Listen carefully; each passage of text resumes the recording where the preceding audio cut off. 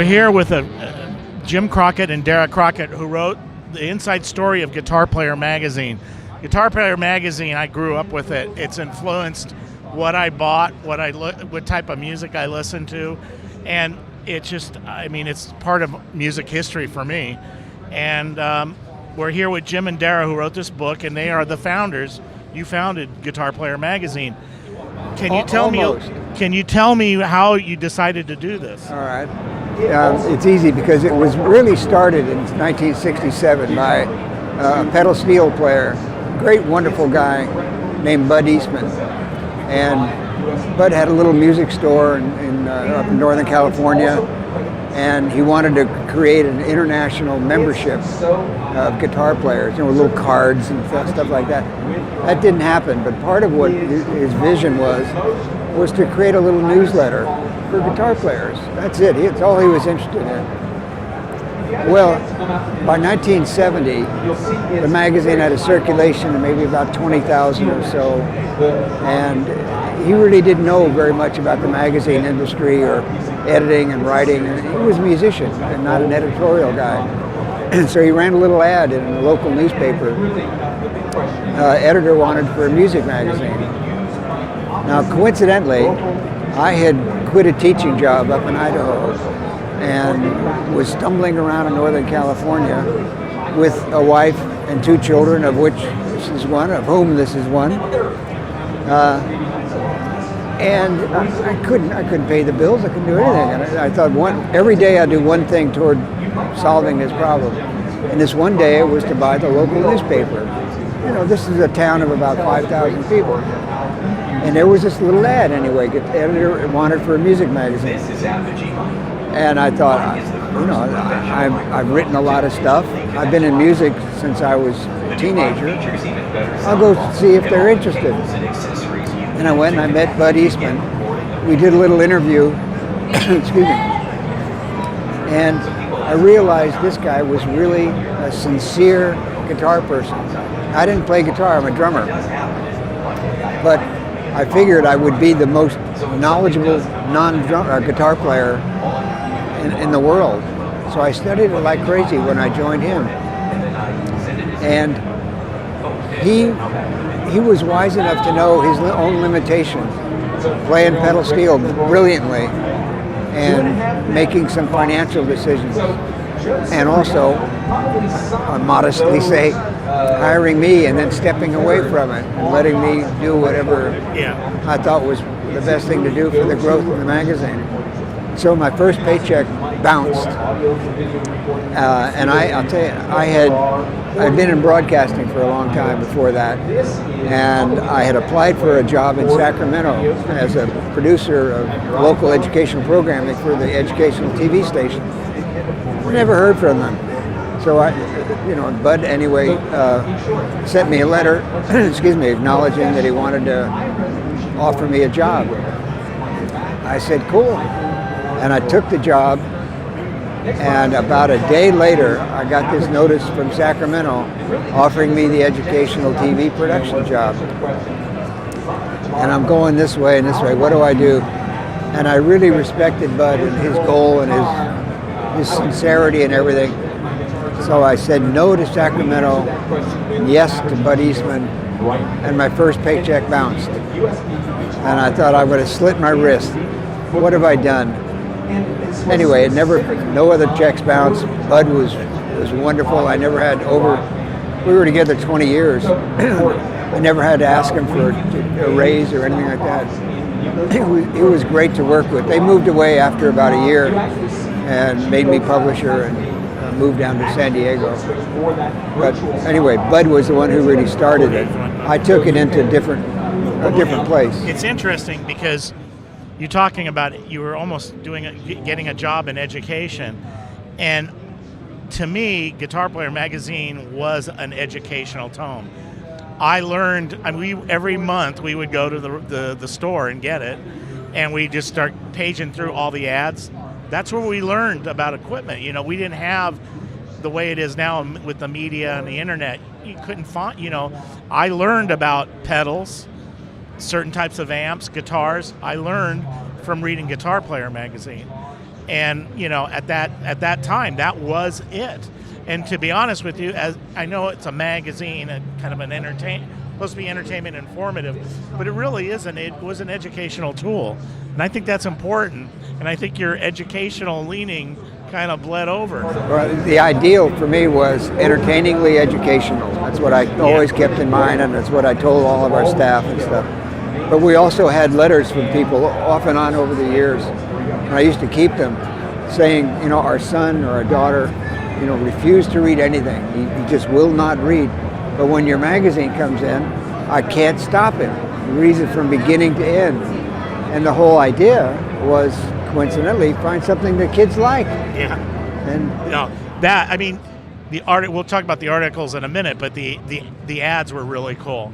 You could just spend hours thumbing through, looking at all the equipment. It was just, guitar heaven. But speaking about the articles, we were talking earlier about one of my favorites there was a Tommy Tedesco used to do a little thing about life in the studio, and it was one of the best.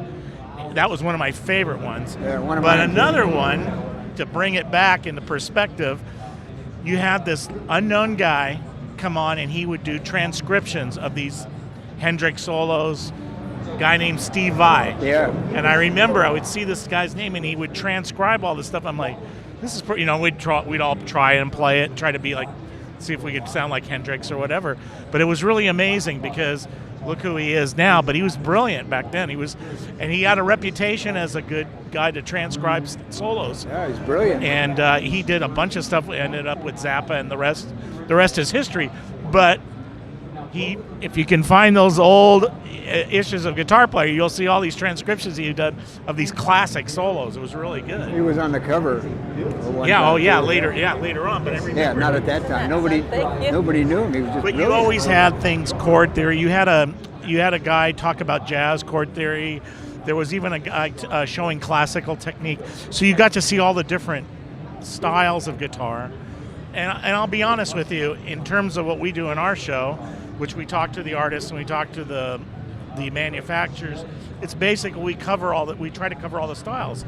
We just do it in a different medium, but basically we learned it from you. That's where I learned it, because I would learn all this different stuff and just sort, and my friends and I, we would just absorb it. We were just little sponges. We just like, go for it. And I've heard from a lot of people who still refer back to the old magazines for that same reason. Even today, they still love to go back and reread the articles and reread the columns. I've kept my originals. They have them still. Yeah, I still have them.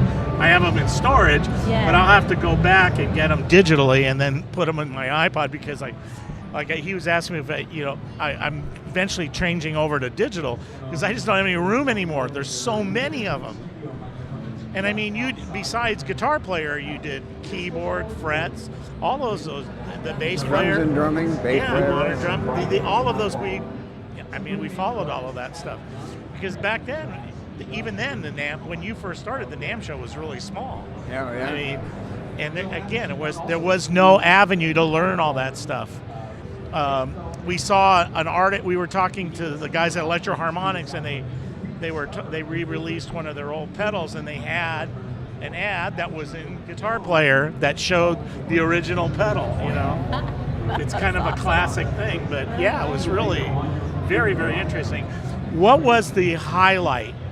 Was there one moment in your career with Guitar Player that really stood out among any? Was it an interview or whatever?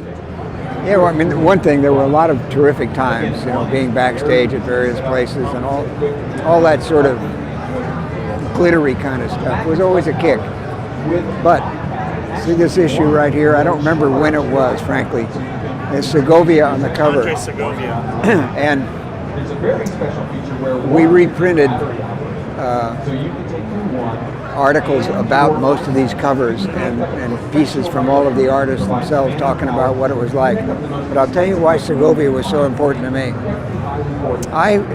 Early on, I wanted to broaden the base of the magazine, and I thought at that time we hadn't had any classical guitar players. And who was the ultimate classical guitar player? Andre Segovia. Nobody could ever get to him, blah, blah, blah. And I was naive and young about it, and I thought he's great, of course, and I'll just call up his management. which was Saul Hierarch at the time. And Segovia was appearing in San Francisco. And so Saul Hierarch said, he's staying at this such and such hotel. Would you like me to give him a call and see if it's okay? Sure. So anyway, he did, got back to me and said, yeah, Segovia will see you on Sunday at 3 o'clock or whatever it was. And I was thrilled with the idea, but I became even more thrilled because I went to the hotel room and got his room number, knocked on the door. Who opened the door but Andres Segovia? And he's standing right there. Come on in. And he said, would you like some tea? Segovia's offering me tea, for heaven's sakes. And he went into the kitchen to this little suite, came out with a little tray with a couple of cups of tea. And we sat there and shared tea as we were talking about, the great guitar players of the past and what it was like being the innovator in composition for guitar and so on and so forth. And it was a terrific interview, and I was with him for about an hour and a half. And then after that, same day, I did that interview, and a couple of hours later, I was interviewing a great guitar player with Chicago named Terry Kath. Yeah, I remember him. Remember? Yeah, it was brilliant I guitar have that player. issue too. Oh, well, and at the end of the day, I thought, what a kick. I spent the morning with Andres Segovia, the afternoon with Terry Kath. This is going to be a great job. And it was. Yes. Turned out so. Yeah, and Segovia, he was very, education of the guitar was very important to him. He was, he had master classes at SC and for years, and he was very prominent. Yeah. So, but that was a big deal for him, and he was very. I never met him, but I mean, I heard he was really personable. Oh, absolutely. Well, that's pretty good. Now, what was the biggest over the 20 years? And you were watching, because guitar was evolving, and there were a lot of changes, with new techniques with electric guitar and stuff like that. What was the biggest surprise for you that kind of caught you off guard, so to speak? Probably when there was a period where we started binding in these little thin plastic records, we call them sound sheets, sound pages. Yeah. And when we started putting those in, it was just really sort of a neat idea. And you could really, now, in those days, it was a big idea to be able to hear what you're reading about. And lots changed since then. But I guess it was when all of a sudden we were doing, Eddie Van Halen was doing a piece for us. Frank Zappa and did a thing with his son Dweezil Zappa.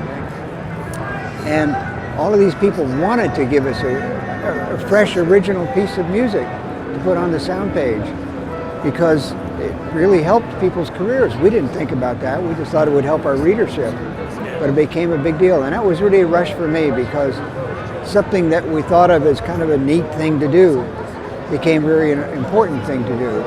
And a lot of guys who, as you mentioned with Steve Vai, who were on there, and their careers were altered by the fact that so many people in the industry heard these people. That's how he got involved in that film. The blues. Crossroads? Crossroads, yeah, thank you.